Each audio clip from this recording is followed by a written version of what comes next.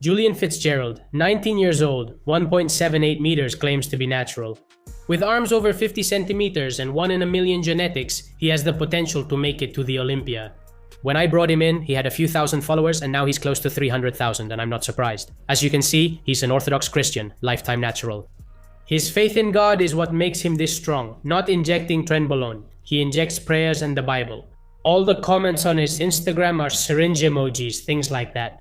What really stands out about this guy are his arms. He has really good arm genetics, and of course HANY Rambod has noticed this. He coached Chris Bamstead to several Olympia wins and was also Phil Heath's coach.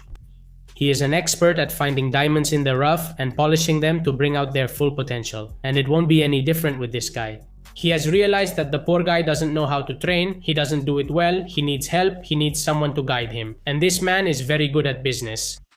Mainly I want us to see how he trains and how he poses. So we're using the super lat circular polishing machine. It stimulates your lats, but it also helps you feel like you're doing a biceps curl. HANY says that this machine not only helps you stimulate your back, but it also helps you visualize like when you do a double biceps pose on stage. It has really improved the way he trains. Previously, his training was poor, jerking weights with terrible technique. It's clear HANY has helped him. Great control. I like his style. Can you tell me which you felt more in your back or feet?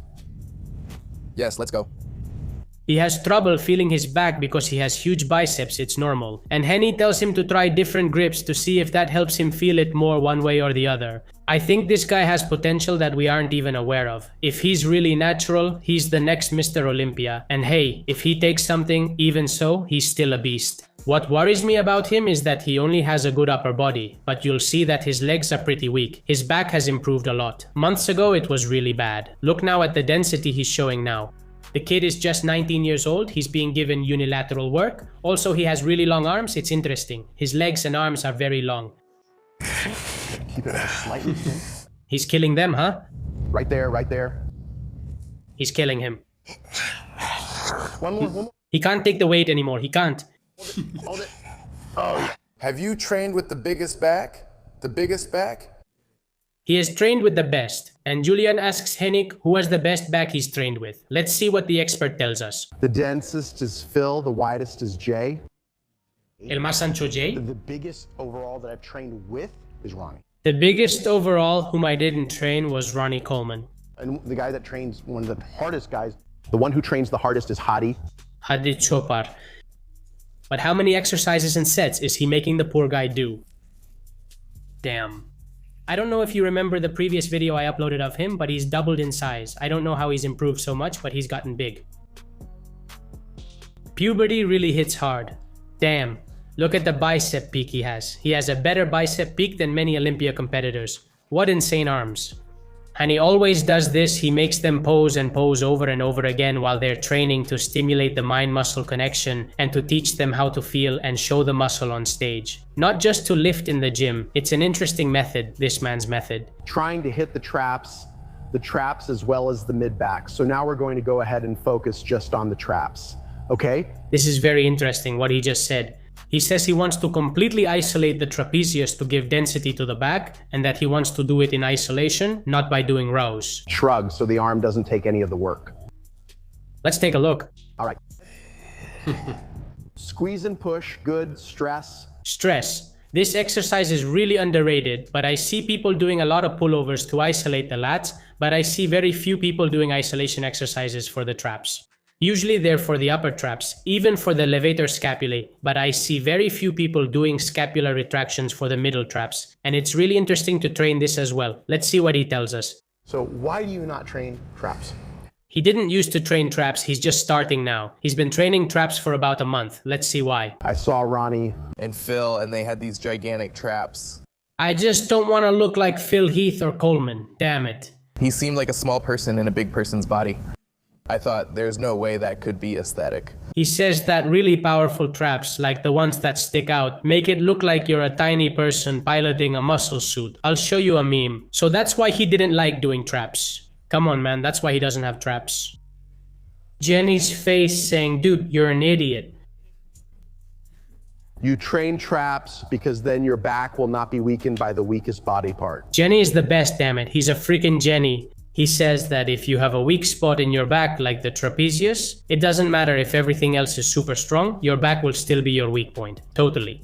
I just want to applaud you and kiss your bald head. Sorry if that offends anyone. The back grows, but it starts to resemble a turtle shell, but you need the trapezius. So they can help with those heavy back lifts. The trapezius muscles need to get strong so they can assist in those lifts and not let the arm take over. There shouldn't be weak back muscles. In the end, this guy creates Olympia champions, and it shows. The advice this guy gives and what he knows. Other coaches don't know it. We want to see your body, Julian. Let's see. God damn, look at those bicep peaks. They're so sharp. They're already triangular. That's a real bicep peak. And the back is really good. There's potential for a great back. He doesn't know how to do a lat spread, right? He doesn't know. He has no neck. Damn the genetics. This guy is a monster. He won the genetics lottery. Jenny says you need to practice. What I don't like so much is how short his waist is and that sternum bone. It looks like 2 eyes, a nose, and a mouth. And then there's what's called lumbar lordosis that this guy has. Damn, it's a total S shape. He needs to work on that. Also, he has pretty narrow clavicles. I don't like that at all. But in the end, let's think about Phil Heath and people like that. Okay, he also had very narrow clavicles. He was narrow. And still, look, a 7-time Olympia champ and a beast. It's not necessarily a bad thing. It can even help you look fuller. Is his body growing? Do you think he's improving? It says, do you think his body is getting bigger? Better? Yes, in all caps. What a transformation this guy is going through. Jenny just said that he has gained about 34 kilos in about 6 months. That's not a lot of time. It's a different story if it's muscle. He says they're focusing on making him stronger, teaching him to train well, and adding more posing. What do you guys think? That he's natural? Come on, what do you think? He claims to be natural, and Jenny agrees. What kind of peak does he have? His biceps almost looks doubled, not because of an injury, but because of genetics. Like Josema's, which also looks split in 2. These people are so strong that they have 4 biceps instead of 2. He really has to work on his posing. He says make those biceps peak. This advice is amazing.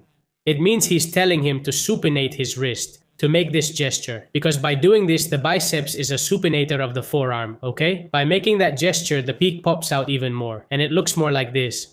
Whereas if you pronate it, it gets longer. When it gets longer, in a short biceps, you don't see this gap. These tips are pure gold. I'm telling you the truth. This video is really good. The side chest looks cool.